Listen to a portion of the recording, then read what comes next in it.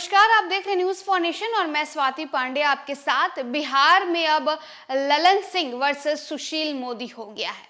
दरअसल बिहार में जब से जातीय आधारित गणना की रिपोर्ट कार्ड को पेश किया गया, इस सर्वे को सार्वजनिक किया गया है, तब से ही बीजेपी लगातार नीतीश कुमार और इस सर्वे रिपोर्ट पर सवाल खड़े कर रही है। अब ऐसे में शीतकालीन सत्र भी शुरू हो गया है।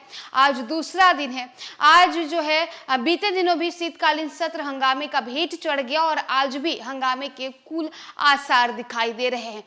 अब इसी बीच ललन सिंह वर्सेस सुशील मोदी हो गया है। बीते दिनों ललन सिंह ने सुशील कुमार मोदी पर जमकर हमला बोला, जमकर निशाना साधा। वैसे में सुशील कुमार मोदी भला पीछे कैसे हटे?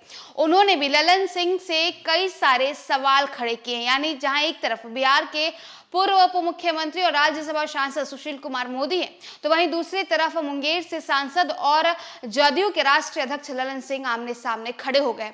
आपको बताते हैं कि सुशील कुमार मोदी ने आखिर कौन से सवाल पूछे हैं, किन किन सवालों के जवाब ललन सिंह से मांगा है। बीजेपी किसी जाति की संख्या बढ़ाने तो किसी जाति की संख्या घटाने का आरोप लगा रही है। जदयू के राष्ट्रीय अध्यक्ष ललन सिंह ने कहा था कि जो आंकड़े जारी किए गए हैं वो 100% सही है।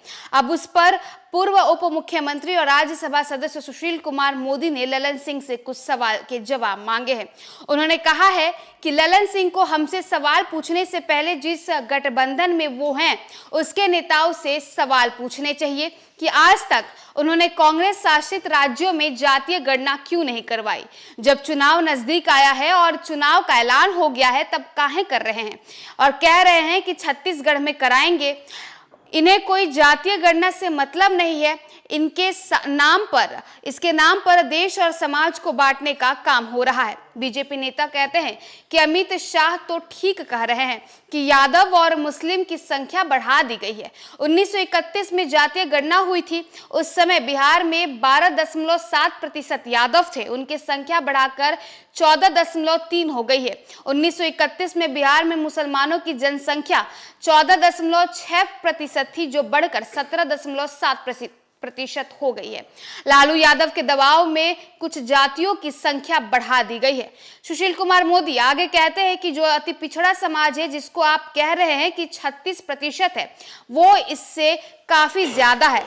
आज बिंद, नोनिया, मल्लाह, बेलदार, वैश्य, चंद्रवंशी सारी जातियों का धरना प्रदर्शन चल रहा है। सब लोग कह रहे हैं कि हमारी संख्या को जानबूझकर कम किया गया है और कम करके बताया भी गया है। हम तो जातीय सर्वेक्षण कराने के पक्ष में थे। हमारी सरकार का ये निर्णय है, लेकिन आपने तो अति पिछड़ों की हकमारी की है, उन्हें धोखा दिया है। इसका जवाब ललन सिंह दे कि इन वर्गों की संख्या कैसे घटाई गई है। तो देखिए, बिहार में जातीय गणना जो है इसकी सर्वे को पेश किया गया। कास्ट सेंसस जो हुई उसके सर्वे को पेश किया गया। इस पर जहां एक तरफ बिहार सरकार अपनी बड़ी उपलब्धि बता रही है, जैसे ही इस गणना को पेश किया गया उस वक्त से ही बिहार में राजनीतिक सरगर्मियां जो है वो तेज हो गई है। सियासी बाजारों में गर्मियां तेज हो गई है।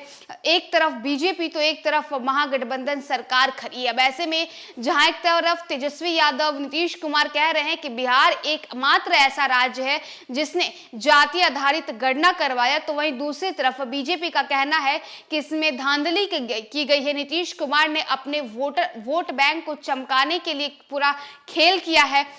सुशील कुमार मोदी का कहना है कि लालू यादव ने अपने MY समीकरण को चमकाने की कोशिश की है। इसी के तहत आज मुसलमान और यादवों की संख्या बिहार में बढ़ा करके पेश किया गया है।